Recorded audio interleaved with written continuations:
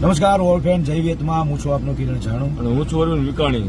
અને આવતીકાલે જે કોઠામાં ધર્મશાળામાં જે થોડી ઘણી મગજમારી થઈ છે, સાના કરીને થઈ છે એ હું જણાવું છું કે આખા ઓલ ઇન્ડિયામાંથી આપણા સમાજના રૂપિયા ઉઘરાઈને એ જગ્યા લીધેલી છે અને ધર્મશાળામાં આખી સમાજનો રૂપિયો છે.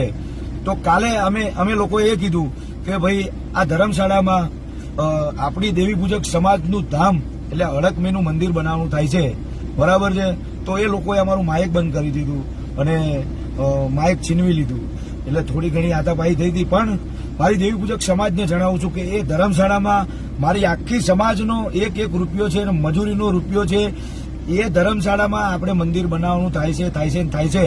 આ લોકોએ 15 થી 20 વર્ષથી કોઈ રૂપિયાનો હિસાબ આપ્યો નથી. બહુ રૂપિયા ઉઘરાઈ અને પોતાના ઘરો ભર્યા છે, બરાબર છે.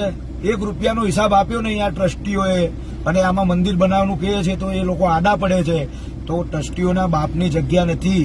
મારી સમાજ ભેગી થઈ અને મારી સમાજ નિર્ણય લેશે આ જગ્યાનો કે અહીંયા શું થશે. હું કહું છું કે ભાઈ જેનેથી જે ભડાકા થાય કરી લેજો, બાકી ત્યાં મંદિર બનશે. કારણ કે અમારી સમાજનો રૂપિયો છે, સમાજની મજૂરીનો રૂપિયો છે, અને ત્યાં અમારી સમાજ જે કહેશે એ જ થશે. દેવી પૂજક સમાજ આખી ભેગી થઈને જે કહેશે એ જ થશે. ત્યાં મંદિર બનશે, બરાબર છે. અને બીજું કહું છું કે મારી દેવી પૂજક સમાજને કે આ વિડીયો વધુમાં વધુ શેર કરો અને આ વિડીયોમાં એવી કમેન્ટ કરો અને આ વિડીયો આખા સમાજમાં પહોંચાડી દો તો ખબર પડે કે ભાઈ કોઠામાં આપણી 4.5 વીઘા જગ્યા છે, 20 વર્ષથી પડી રહી છે અને આનો નિર્ણય કોઈ લેતા નહીં ને ટ્રસ્ટીઓ કંઈ કરવા દેતા નથી. તો આવતી સાલ સુધી આપણે આનો ચુકાદો થઈ જવો જોઈએ અને મંદિર બનાવવાનું છે. જેનેથી જે ઉખડે ઉખાડી લેજો ટ્રસ્ટીઓને કહે. આખી સમાજ ભેગી કરવાની છે. આ વાતનું કરી અમે બીજો વિડીયો મૂકીશું કે ક્યાં સમાજ ભેગી થશે ને ક્યાં મિટિંગ થશે. સમાજનું કલ્યાણ થાય એ કરવાનું છે. મારી સમાજ આગળ જાય એ કરવાનું છે. ત્યાં મંદિર બનશે અને ત્યાં ફંડ આવશે.